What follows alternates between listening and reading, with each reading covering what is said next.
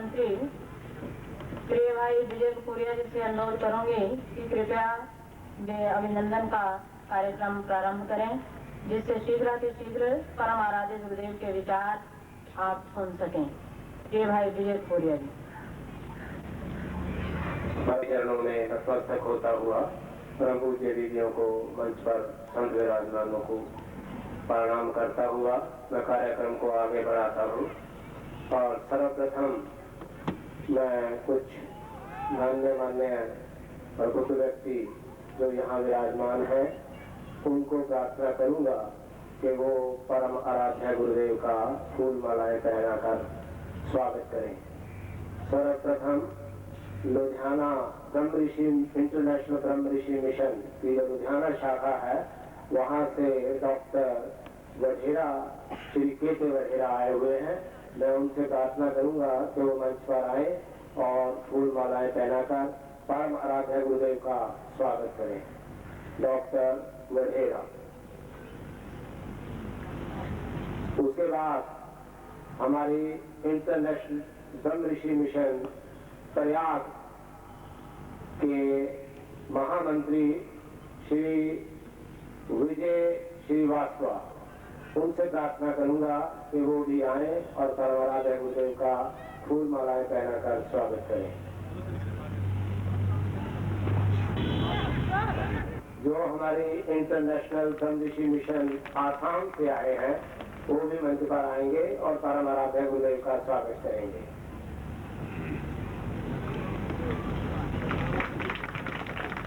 सीताराम वो आ रहे हैं, पहुंचने वाले हैं। आसाम से आए हुए हमारे ब्रह्म ऋषि इंटरनेशनल ब्रह्म ऋषि मिशन के अधिकारी श्री बालपानी जी।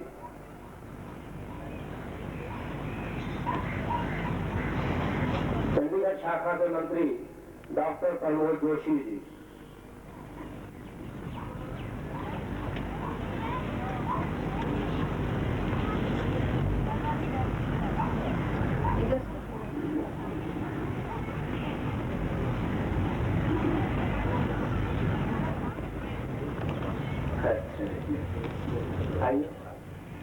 श्री सीताराम बाहेती जी।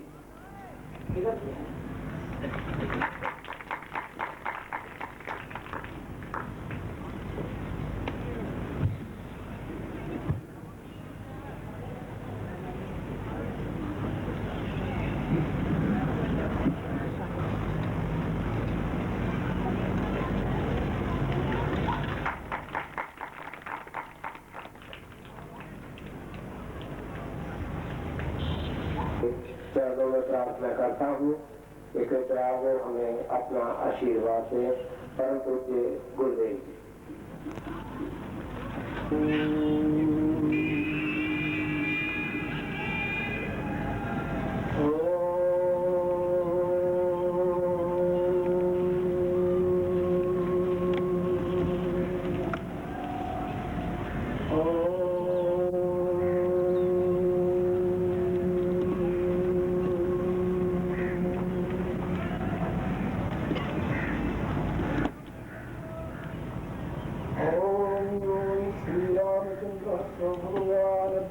परमानंदात्मा यत्र ब्रह्म भगवस्वतस्मै नमो नमः।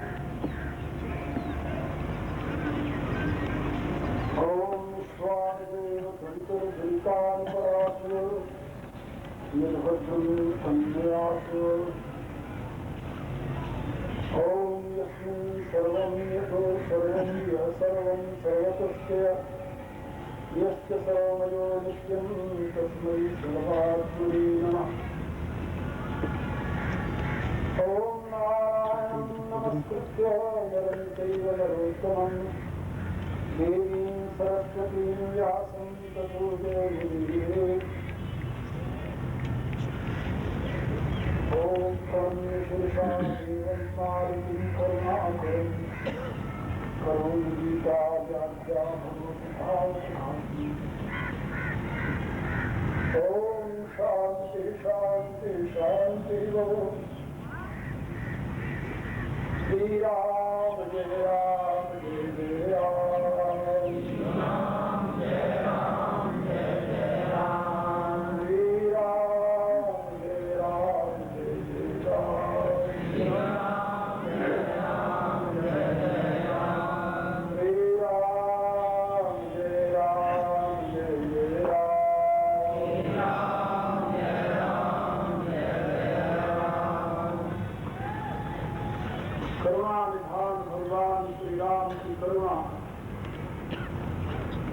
सभी के लिए सदैव कल्याण का सृजन करती है, यह मेरी आंतरिक शुभकामना। गीता एक वैज्ञानिक धर्म का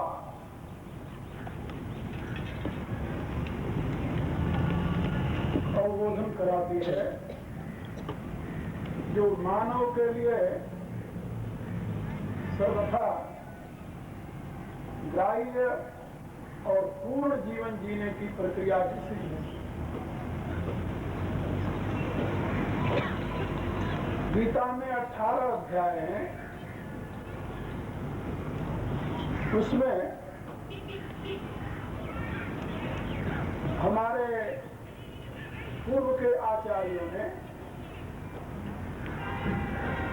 6 अध्याय को 3 भागों में विभाजित किया। कर्म, उपासना और ज्ञान की दृष्टि से प्रारंभ के 6 अध्याय कर्म से संबंधित, पहले अध्याय से लेकर 6वें अध्याय तक, और 7वें से लेकर के 12वें अध्याय तक उपासना से संबंधित, भक्ति से संबंधित, और 13वें से लेकर 18वें अध्याय तक ज्ञान से संबंधित भगवान के दिव्य संदेश हैं। क्योंकि वेद का मुख्य संदेश कर्म, उपासना और ज्ञान है।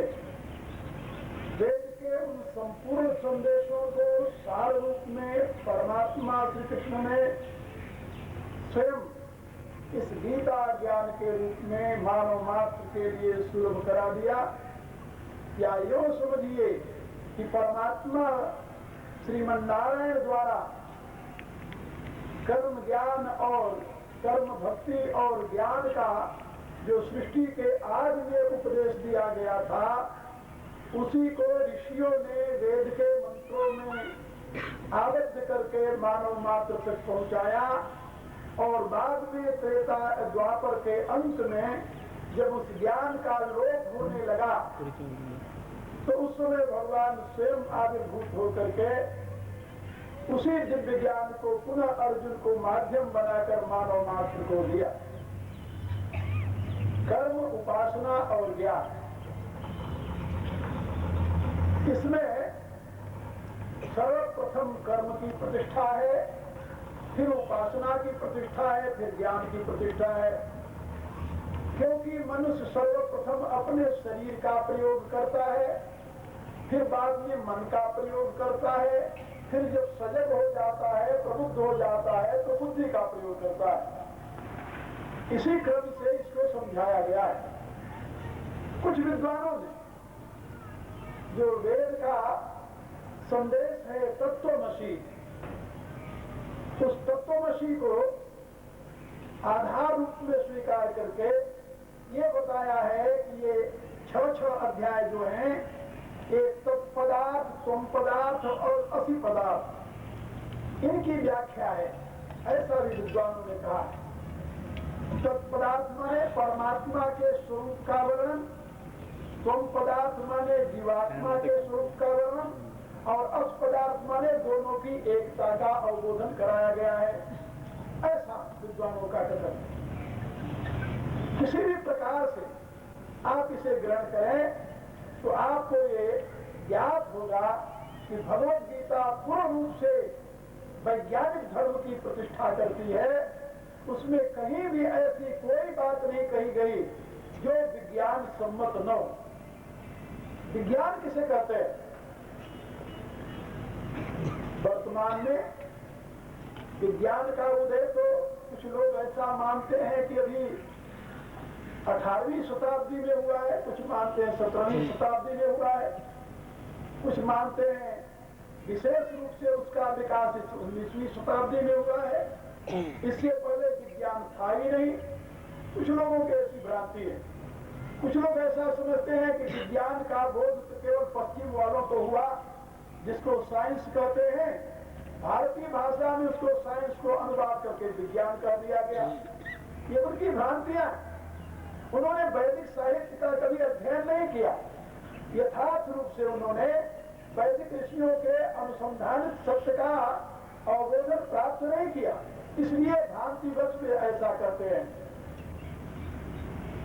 एक छोटी सी पुस्तिका बाहर आपको मिल सकती है, शायद जहां मेरा ध्यान है, उसका नाम है विश्व को हिंदुओं का योगदान। मेरे एक व्याख्यान का वह संकलन है। वो व्याख्यान मैंने दिया था हॉलैंड, एक बहुत बड़ी कॉन्फ्रेंस थी, उस कॉन्फ्रेंस, और उसमें विषय यही था कि विश्व को हिंदुओं ने क्या दिया। और उसमें मैंने यह सिद्ध किया है कि विज्ञान की दो विधाएं हैं और दोनों विधाओं को मूल रूप से हिंदुओं ने ही दिया है। आप लोगों को मालूम होना चाहिए, गणित के अभाव में कोई विज्ञान खड़ा हो सकता है? नहीं खड़ा हो सकता। गणित की 3 विधाएं हैं, आप लोग जानते हैं अच्छी प्रकार से, और इन तीनों प्रकार की गणित की विधाओं को किसने दिया दुनिया को? हिंदुओं ने दिया है। जो पश्चिम के लोग ऐसा मानते हैं कि गणित का आविष्कार यूनान से हुआ, उनको स्मरण रखना चाहिए कि वो यूनान के महान गणितज्ञ जिसका नाम था पाइथागोरस, उसकी जीवनी को पढ़ें और उसके विचारों को पढ़ें, तो उनको ये पता चलेगा कि he was disciple of India. Pythagoras Bharat में आकर के यहाँ के ऋषियों से उस ज्ञान को ग्रहण किया था। पाइथागोरस ईसा से लगभग 500 वर्ष पहले हुआ है, इसमें पूर्व 500 ईयर। तो ये मैं आप लोगों को बता रहा था कि दुनिया को गणित शास्त्र हिंदुओं ने दिया है। और इतना ही नहीं, मैंने उसमें और भी कई प्रकार की बातें कही है, रासायनिक विज्ञान के विषय में, फिजिक्स के विषय में बहुत सी बातें मैंने संकेत रूप में कहा, लेकिन उस पुस्तिका में आपको थोड़ा सा उसका इंडिकेशन मिलेगा। मेरे कहने का अभिप्राय, दुनिया में सर्वप्रथम विज्ञान का उदय भारत में हुआ, और ऋग्वेद से प्राचीन दुनिया में और कोई पुस्तक नहीं है। ये दुनिया के विद्वानों ने स्वीकार किया है कि Vedas are written document of oldest written document of humankind. जो वेद है ये हम तो मानते हैं परमात्मा की देन है, लेकिन विश्व के विद्वानों ने इसे स्वीकार किया है कि Vedas are oldest written document of humankind. जो वेद है ये मनुष्यों के द्वारा प्राचीनतम लिखित, यानी हमारे पास प्रमाणिक ग्रंथ। इसलिए वेद से प्राचीन पुस्तक दुनिया में नहीं है। और वेद का जो मूल वेद है वो ऋग्वेद है। ऋग्वेद के ही मंत्र यजुर्वेद में मिलते हैं। ऋग्वेद का सारा मंत्र सामवेद में है। ऋग्वेद के बहुत से मंत्र आपको अथर्ववेद में मिलेंगे। यजुर्वेद में जो गद्यात्मक है वह तो अलग है, लेकिन जो अध्यात्मक है अधिकांश ऋग्वेद के मंत्र हैं। मेरे कहने का अभिप्राय कि हम भी इसे मानते हैं और विद्वानों ने भी स्वीकार किया है कि ऋग्वेद जो है वो आदि है और बाद में ये अन्य वेदों का आविर्भाव हुआ। हम ऐसा नहीं मानते, हम ऐसा मानते हैं कि ऋग्वेद मूल है, क्योंकि जहां भी कहीं वेद की व्याख्या आई है उसमें सर्वप्रथम ऋग्वेद का नाम लिया गया है, बाद में यजुर्वेद, सामवेद, अथर्ववेद का नाम लिया आता है। तो ऋग्वेद के प्रथम मंडल के प्रथम सूक्त के प्रथम मंत्र में सर्वप्रथम जो निर्देश दिया गया है, ऋषि जिसकी व्याख्या करता है, इस समय विश्व का महान वैज्ञानिक समाज जो है वह उस स्तर को थोड़ा सा अनुभव करने लगा है। ऋग्वेद के प्रथम मंडल के प्रथम सूक्त का प्रथम मंत्र का प्रथम शब्द है अग्निम ईडे पुरोहितम यज्ञस्य देवम ऋतुजम होतारम रत्नधात्मम। इसका अर्थ होता है पुरोहितम अग्निम ईडे। ये जो कुछ दृश्य दिखाई दे रहा है ये सारा का सारा अग्नि का आविर्भूत स्वरूप है। ये सब अग्नि में है। और आज का वैज्ञानिक क्या करता है? Energy is the cause of matter and energy is the cause of all universe. What you are seeing, जो कुछ हम दृश्य रूप में देख रहे हैं, इन सबका कारण एक एनर्जी है। और एनर्जी क्या है? वो ऊर्जा क्या है जिसकी व्याख्या हमें यजुर्वेद में मिलती है। वो ऊर्जा क्या है? उस ऊर्जा का यदि आप पता लगाएंगे तो उसके सिवा और कुछ नहीं होगा, जिसके विषय में आस्काचार्य कहते हैं अग्निम अग्रणी हो। जो अग्रणी है, जो मूल तत्व है, जिससे सृष्टि का आविर्भाव हुआ है, वह अग्नि तत्व है। और जो अग्नि तत्व है वह प्रकाश स्वरूप है, और वह प्रकाश स्वरूप अग्नि ही आप लोग जानते हैं कि एनर्जी से ही इलेक्ट्रॉन, प्रोटॉन, न्यूट्रॉन का आविर्भाव होता है। इलेक्ट्रॉन, प्रोटॉन, न्यूट्रॉन ही संगठित होकर के एटम बनाते हैं। एटम के संघात से ही मेटल बनता है, और मेटल का ही एक परिणाम सारा जगत जो दिखाई दे रहा आपको। तो मूल में यदि आप प्रवेश करेंगे तो आप वही पहुंचेंगे जहां ऋग्वेद का ऋषि आपको संकेत कर रहा है। अग्निम ईड़े पुरोहितम, जो पुरोहितम, जो सामने दृश्य दिखाई दे रहा है, सब अग्नि है। अग्नि के सिवा और कुछ नहीं है। ऋग्वेद में अग्नि विद्या अपने आप में एक महत्वपूर्ण स्थान रखता है।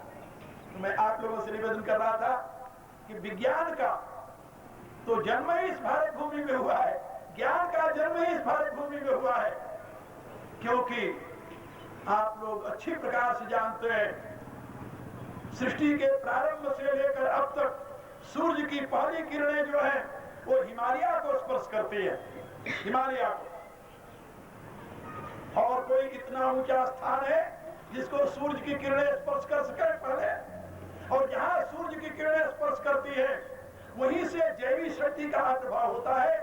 जैसे आजकल के वैज्ञानिक ये स्वीकार करते हैं कि यदि सूर्य न हो इस पृथ्वी पर जीवन नहीं हो सकता, उसी रूप से ऋग्वेद का ऋषि कहता है सूर्यो आत्मा जगत। ये सूर्य जो है, जगत में जितने जड़ और चेतन प्राणी हैं, सबकी आत्मा ये सूर्य है।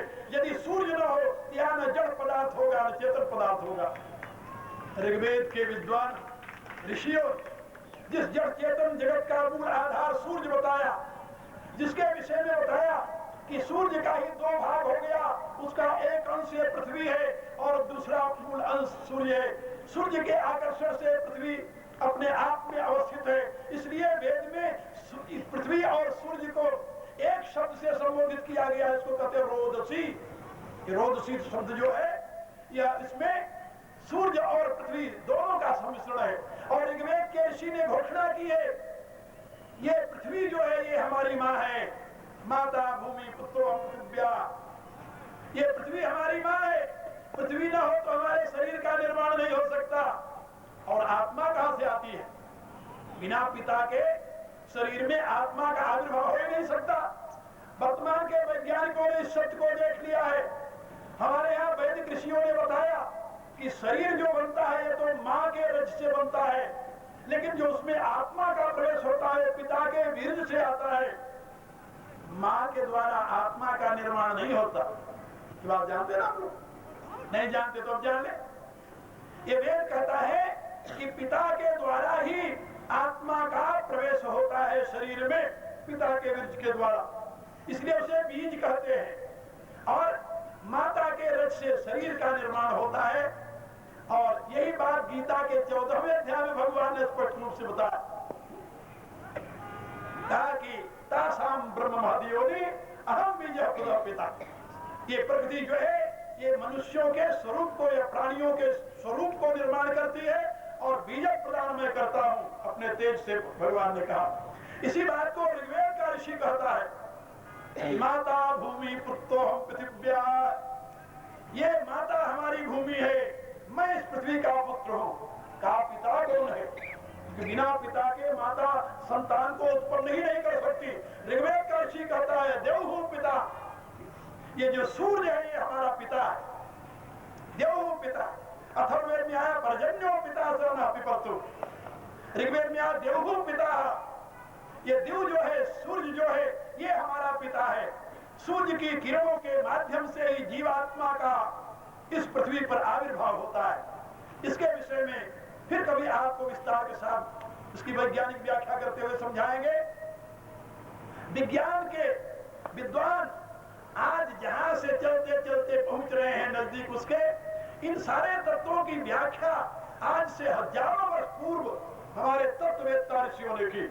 और उसी की व्याख्या आपको गीता में मिलेगी, क्योंकि भगवान ने साफ शब्दों में कहा, अर्जुन मैं तुम्हें एक ऐसे धर्म का उपदेश देने जा रहा हूं जो केवल ज्ञान पर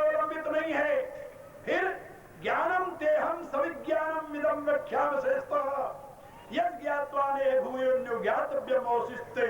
हे अर्जुन, मैं तुम्हें विज्ञान युक्त ज्ञान की अब प्रक्रिया समझाने जा रहा हूं, जिसको जान लेने के बाद तुम्हें और कुछ जानना विश्व में शेष नहीं रह जाएगा। इसलिए विज्ञान का स्वरूप क्या है पहले समझिए। पश्चिम वालों की भाषा में सोचिए, विज्ञान किसे कहते हैं? तो पश्चिम वालों ने विज्ञान की व्याख्या की, कार्य कारण संबंध, पदार्थ के कार्य कारण संबंध को समझ लेना विज्ञान है। क्या समझे? पदार्थ के कार्य कारण संबंध को, जैसे ये यंत्र हमारे सामने है, तो यंत्र का मूल आधार क्या है? यंत्र कैसे बना? जिस मेटल से यंत्र बना है वो मेटल क्या है, और उस मेटल को यंत्र रूप में कैसे परिणत किया गया है, इन दोनों प्रक्रियाओं को समझ लेना यह विज्ञान का स्वरूप है। Whatever we are seeing in the visual form, how all these forms came in this state, जो कुछ हम देख रहे हैं अपने नेत्रों से, ये सारा इस अवस्था में कैसे आया और इसका मूल आधार क्या है? And what is the cause of this universe? And what is the form of universe? And what is the purpose of universe? इस जगत का कारण क्या है और इसका स्वरूप क्या है, इसका प्रयोजन क्या है, इन तीनों को जान लेना ही विज्ञान का स्वरूप है। और इसी की व्याख्या वेद में की गई है। किम कारम ब्रह्म कुतस्म जाता जीवाम के न कुछ संप्रतिष्ठा, वेद का मंत्र है। इसमें ऋषि ने सबसे पहले प्रश्न किया, किम कारम, ये जगत जो दिखाई दे रहा है इसका मूल कारण क्या है? कुतस्म जाता, और हम कहां से इसमें पहुंच गए, कहां से आते? किम कारणम ब्रह्म कुतस्म जाता जीवाम के न, और हम जीवित किस लिए हैं, किस कारण से जीवित है, किस प्रयोजन से जीवित हैं? कुछ संप्रतिष्ठा, और हमारी प्रतिष्ठा, हमारा आधार क्या है? इस प्रकार के प्रश्नों को लेकर के ऋषियों ने अनुसंधान किया है और उसका उत्तर दिया है उन्होंने। ये नहीं केवल प्रश्न उठाकर रह गए। बाद में भगवान बुद्ध का आविर्भाव जब हुआ, महात्मा बुद्ध बाद में भगवान बुद्ध कहे जाने लगे, तो बुद्ध के सामने जब इस प्रकार का कोई प्रश्न रखता तो कहते हैं अति प्रश्न है, क्योंकि बुद्ध रिफॉर्मर थे। भारत में उस समय जो अव्यवस्था थी, जैसे आज धर्म के नाम पर अनेक प्रकार के नाटक चल रहे हैं, धर्म की कथा के नाम पर अनेक प्रकार के नाटक चल रहे हैं, इसी प्रकार से बुद्ध के समय में धर्म के नाम पर महान अनर्थ हो रहा था। यज्ञ विज्ञान का तो बोध था नहीं लोगों को, इसलिए यज्ञ के नाम पर अनेक प्रकार के कुत्सित यज्ञ किए जाते थे। अश्वमेध यज्ञ के नाम पर घोड़े को काट कर उसकी बलि दे करके उसके मांस से हवन किया जाता था। गोमेध के नाम पर उसको गऊ को काट करके उसके मांस से आहुति दी जाती थी। नरमेध के नाम पर मनुष्य को काट करके उसकी आहुति दी जाती थी, और सोचते थे लोग इसके द्वारा हमें वैकुंठ मिलेगी, स्वर्ग मिलेगा। भगवान बुद्ध ने इसका विरोध किया, कहा भाई घोड़े को क्यों काटते हो तुम, गाय को क्यों काटते हो तुम? कहा इससे पशु को स्वर्ग मिलता है। कहा तो इससे यदि पशु को स्वर्ग मिलता है तो तुम्हें क्या लाभ होता है? कहा इससे हमें भी स्वर्ग मिलेगा और हमारे पिता को भी स्वर्ग मिलेगा। कहा तुम पशु के काटने के बजाय अपने पिता को ही काट कर हवन कर दो, सीधा स्वर्ग चला जाओ, इनडायरेक्ट स्वर्ग जाने के लिए क्यों प्रयत्न कर रहे हो तुम? ये उनका तर्क था कि जिस पशु को काटते हो और काटने के बाद उसको स्वर्ग मिलता है, तुम अपने को ही काट के डाल दो ना, सीधा स्वर्ग चले जाओ। यहाँ मृतलोक में दुख क्यों उठा रहे हो तुम? इसलिए ये अनर्गल बातें हैं। वेद में अश्वमेध यज्ञ नहीं है, गोमेध यज्ञ नहीं है और नरमेध यज्ञ नहीं है। वेद में है, इसकी व्याख्या है, इसकी व्यवस्था है, लेकिन वहां इसके अर्थ अलग है महाराज। वहां अश्वमेध माने प्राणों का नियमन करना है। आज भी प्राणों को अश्व कहते हैं संस्कृत में हमारे।